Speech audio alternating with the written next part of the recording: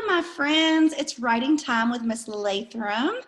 Now, we know that in the month of October, we have a special holiday that happens called Halloween.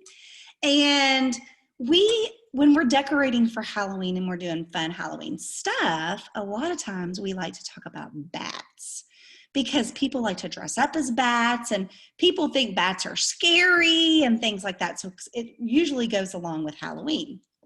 So I am going to share a really special story with you about bats today called Bats Love the Night.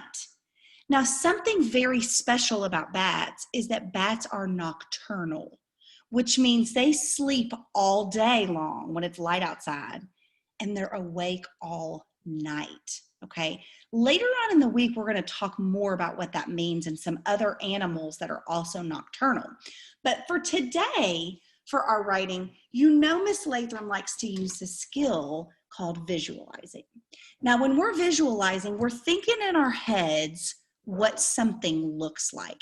So if I were to say the word ball, a ball usually pops into your head and you know what that looks like.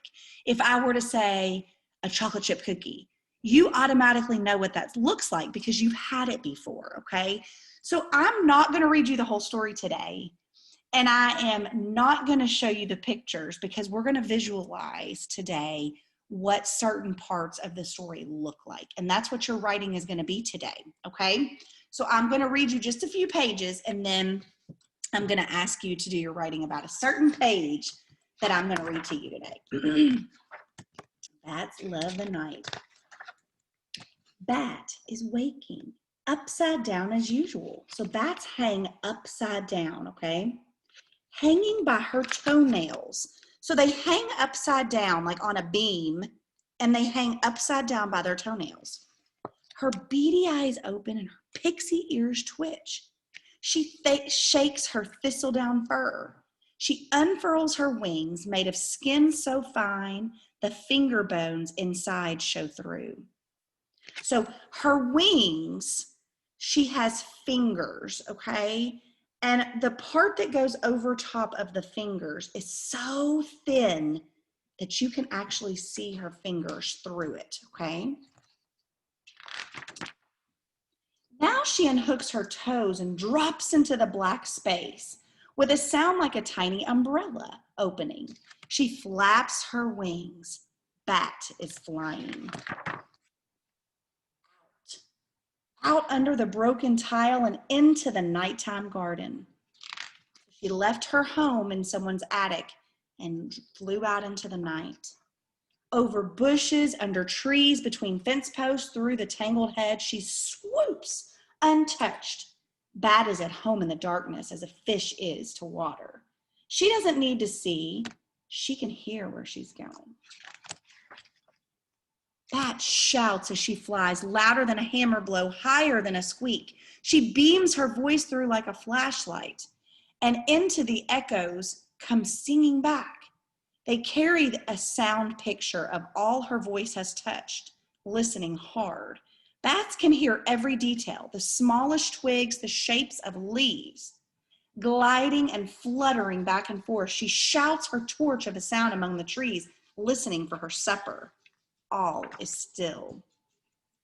Then a fat moth takes flight below her. Bat plunges fast as blinking and grabs it in her open mouth. But the moth's pearly scales are moon dust slippery. It slithers from between her teeth. Bat dives, nets it with a wingtip, and scoops it into her mouth. This time she bites hard. Its wings fall away like the wrapper from a candy. In a moment, the moth is eaten. Bat sneezes. The dusty scales got up her nose. Hunting time has run out. The dark will soon be gone, and in the east, the sky is getting light. It's past Bat's bedtime. She flies to the roof in the last shadows and swoops in under the broken tile. Inside are squeakings. 50 hungry batlings hang in a huddle hooked to a rafter by an oversized feet. Bat lands and pushes in among them, toes first, upside down again. That's what we're going to visualize today, okay? So a beam on the inside of your house is like a rectangle, okay? It's hanging from the ceiling. This is a beam, okay?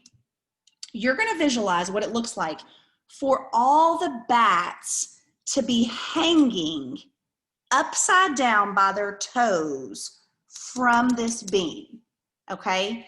So you're going to draw us a picture of what that looks like, what you're visualizing, okay? And I want you to write one sentence about what you drew.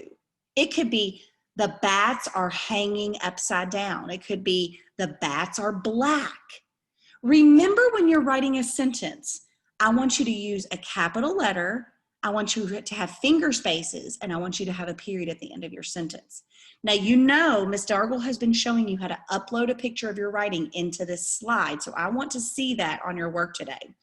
If you don't know how to write something, you can always use your sounds chart to do that. So I could say it slowly. If I don't know how to write the word bat, I could go, b, b, b. Oop, that sounds like bear. Bat, t, t, turtle. I'm saying it very slowly so that I can use my sounds chart to write that word, okay? I will see you tomorrow, and I will be showing you the pictures of this book. I'll see you later.